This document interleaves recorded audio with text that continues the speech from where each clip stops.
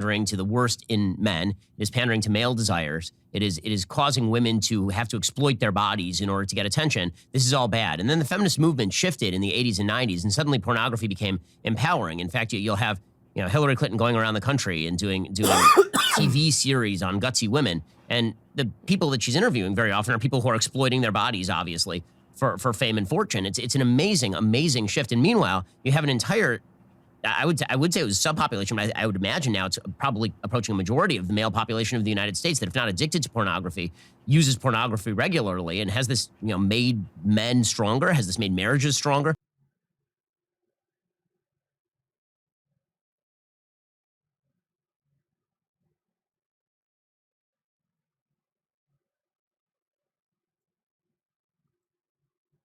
Because it's like,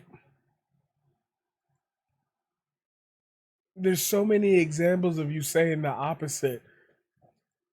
Like, what does this build the patriarchal structure up from the ground? Like,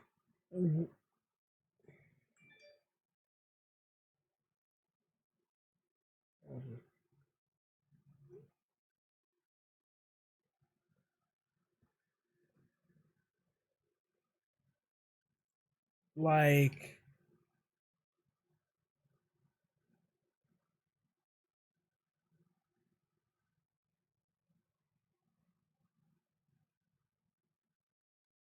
what the fuck are you talking about? Like, I'm so lost that I don't have a critique. Like, that's just not reality. Like, we're still debating if women should have abortions or not. Like, are we in the same universe here? Are you like mad that sex sells? Is this what this is about? Is this because of the of the AOC feet pics? Is this all because you fathered 2 children without like knowing that a vagina should get wet? How do you still have a career? Why would you go on air and say this? The arrogance of this man, like, that's not that. And then we look around and the media are decrying toxic masculinity. It's like, well,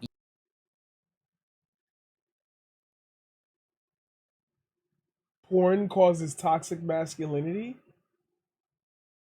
Okay, the part of that is true. Like, we're not gonna deny the link. Give me a second, because I'm going somewhere. I need you to be with me for the ride. Hold on. But under that circumstance, by what you're saying, the media is not decrying like, you just gave him points, right? That's how that works. You just said, right, all the pieces are there, but they arranged them in the wrong order. You just said that the media focuses more on the effects of porn than like treating the root cause, which is them selling the porn. Is that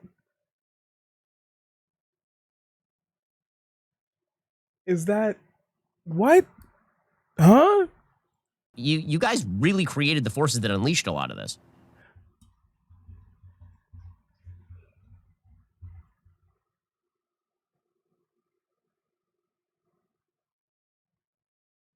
Then I'm like, this motherfucker don't miss. No, he's fucking good. That motherfucker don't miss, man. He's good. In the heat of battle, he don't miss. No. In the heat of controversy, he don't miss. No.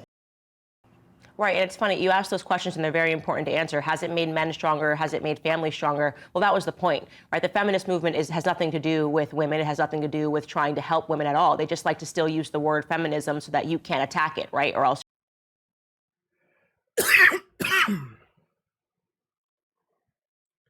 Okay.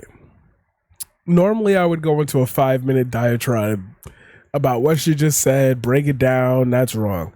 Here's what I'm going to go with. I'm going to decide to take this route for the first time ever, live on stream. With trying to help women at all. They just like to still use the word feminism so that you can't attack it. Pretty much anyone else Because number one, if I talk about the normalization of pornography in the culture, I'm a sexist. If you talk about the normalization of pornography of the culture, then you're a feminist. So it's good. You can say these things. So what it is causing women to have to exploit their bodies in order to get attention. This is all bad. And then the feminist movement shifted in the 80s and 90s, and suddenly pornography became empowering. In fact, you'll have, I just became a mother to a daughter. Everything that they ever needed to be happy and to be successful, and yet it wasn't enough because fame was too tempting. I mean, it's really sickening stuff. The mainstreaming of pornography really is an amazing story, because the fact is that back in the 70s, the feminist movement said pornography is exploitative, because it obviously is, and it's pandering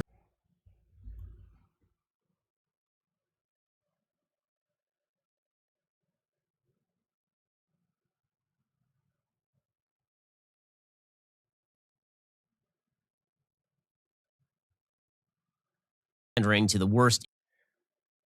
Running a prediction, because I haven't done this for a long time. No, mods, I do not want you to set up a prediction. Do not do this. This is just me off the top of my head.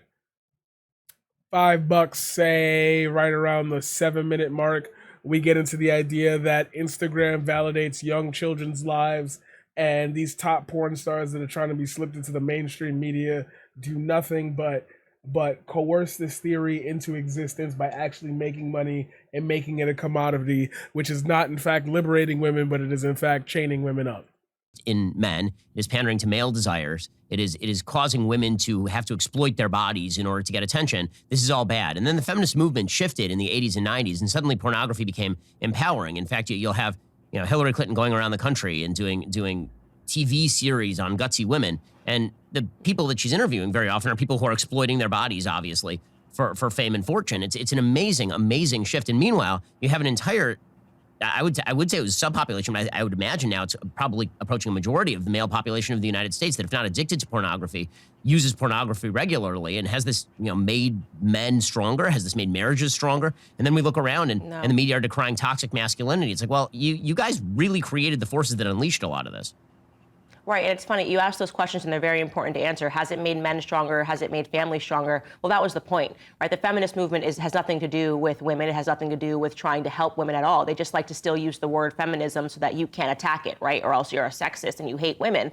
But in reality, it's actually harming women and it's harming families. And the reason for that is because it helps the government. And at the end of the day, in order for a government to grow in the capacity that it wants to grow and to be omnipotent in our lives, it needs to make sure that it is routinely denigrating the idea of the nuclear family unit, which stands in the way of a government and omnipotence. And so that's what we're seeing, and that's what we're talking about on the show. Pay attention to the various ways that they are attacking the family. It's through pornography. When I was in school, and this is a really horrible thing now that I'm looking at it in the retrospect, in health class, we learned that partaking in pornography, as a observer of pornography, watching porn, was a healthy thing. I learned about this in health class. It's a good thing for your relationship, for you to sit in a room, do something shameful, and observe other people having sex on the internet. I learned that. Think about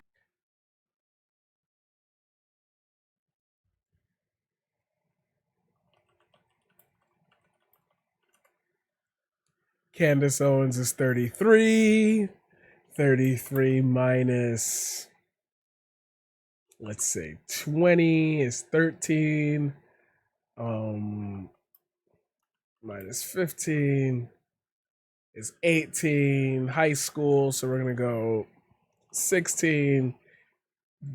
We're gonna health class, so let's say based on your district, we're gonna give you 15 actually. Sorry, 17. Okay, 17. Okay, so 17 years ago, 2022 minus 17 is 2005. 2005. Internet history.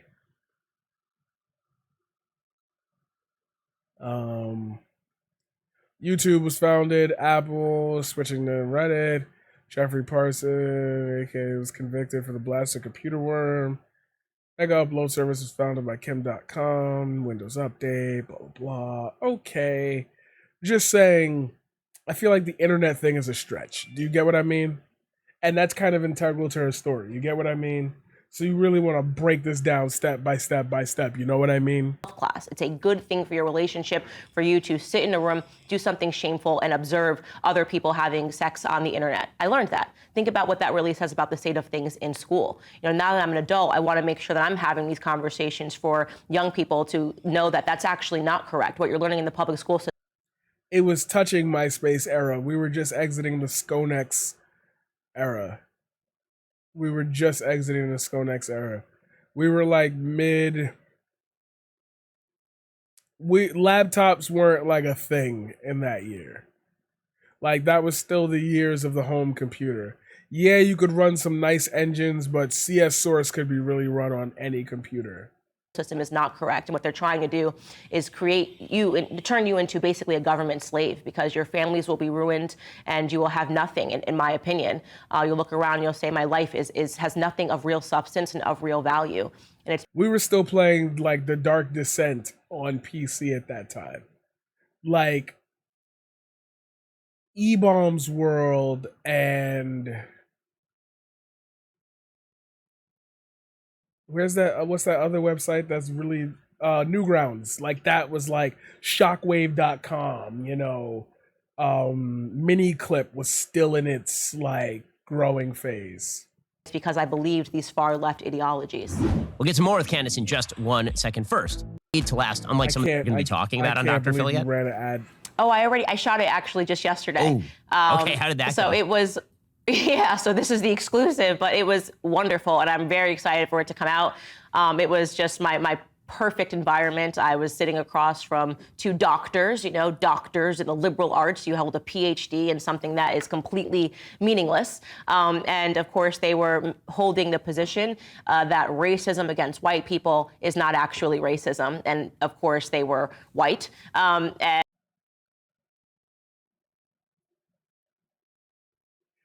How you get two PhD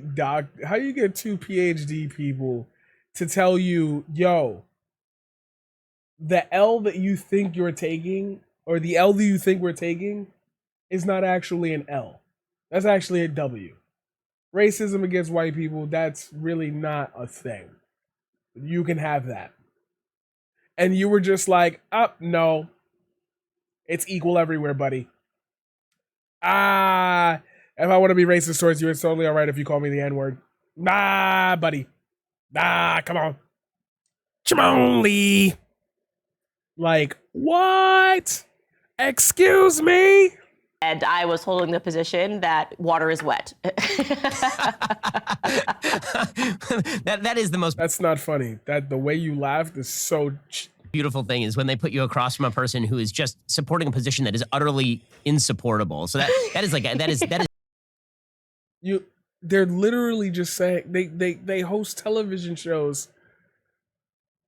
It's just such a soft where they just stroke their own egos. What the fall fuck? Down the middle of the plate for you there, Candace. So I can't wait to see the clips from that. That's going to air in the next few weeks. I'm sure that is going to be amazing. You also have a brand new documentary that is going to be coming out very shortly called The Greatest Lie Ever Told, about the exploitation of George Floyd's death by Black Lives Matter and the mainstream media. Tell us a little bit, give us a sneak preview of what the documentary is going to be. For sure. So first, I just want to answer a lot of questions that we've been getting about why it was so delayed. In the last hour, we shot this documentary, and literally within the week that we were going to premiere it, Black Lives Matter dropped their tax documents for the first time ever. And it just was not something that we could have possibly left out of the documentary. At the same time, I was running up against the clock. Obviously, I was 9 months pregnant. And so we thought to ourselves, let's just press pause and do this thing the right way, go through all the tax documents and include it. And I am so, so glad that we did. We went down this road, and it was, my project. I came to the Daily Wire and said, I really want to do this because I was castigated for being really kind of the first Black voice that spoke up against the narrative that George Floyd was some hero. It just wasn't allowed. You had to kind of be more level-headed and say, oh, well, this shouldn't have happened. And from the very get-go, because I, grew up in a family that has criminals, that has addicts, I thought that the story should have been about addiction and that we shouldn't have seen this sort of sanctification of George Floyd. And because I was so attacked by A-listers, Dave Chappelle notoriously got onto a platform and denigrated me in a really But he's in your camp. What the fuck, bro? despicable manner, and everybody just said, oh, this girl is so horrible. I really made it my mission to not just say the truth, but to continue to say the truth and to really unlock the answer to the question. What happened to the $90 million that the Black Lives Matter organization made on the back of the George Floyd riots? We decided to find out, and it is going to astonish people. It astonished me. It astonished the production team. It's just not where I thought this documentary was going to end. And I stand by all of my assessments, and I hope that when people walk away, they realize that it's okay to be a voice for truth, even in times of tremendous deceit. Oh my God. This is what we're doing. Yo, Pete, we're playing the idea that for some strange ass reason, these people are going to throw a dart at the wall until it sticks and then rub it in your face. That is the goal here. That is the goal. That is crazy. Wow. Why wouldn't she take the chance to be like, I was going to say something, but maybe I shouldn't? I mean, as long as you don't N-word me, we be all right. Well, the documentary is fantastic. I've seen some of the pre-released footage. It really is going to be amazing, and it's going to. You just said I can't wait to see some of the clips from that, and then you watch some of the pre-release footage. Don't you own the company? Don't you own the production team? Why are you pretending that she's a separate entity from you? See, don't let me have these conclusions. When I have people on my show, people don't ask me, what is he trying to get at? The answer just be right there. Is, can you reverse engineer it, baby? Blow up the world is most of the stuff that Candace does actually. Also, you recently had a conversation with Perez Hilton and Scott Nugent, which is an interesting combo about the use of puberty blockers in kids. How did that come out? I understand how you ended up talking with Scott Nugent. Perez Hilton is a bit of a different story. So how did that happen? Well, it really happened because Brittany Aldean, who's an entrepreneur and the wife of Jason Aldean, who's a country music star, said something that, made perfect sense, which was just that she was glad that when she was a child and went through a tomboy phase, I also went through a tomboy. Oh my God. All right, I can get you to the end of this real quick. There's this dumbass argument that we shouldn't treat children as available to understand their emotions because if we try to egg them into being trans, we could possibly ruin their lives because trans people are at the fault of everything. And it's crazy, like, how we just end up here. We were talking about pornography. I didn't even have enough content to say with that. If you do this shit where you manufacture issues that don't exist on this platform, you my enemy. Paradigm on deck. See you in the next one, YouTube.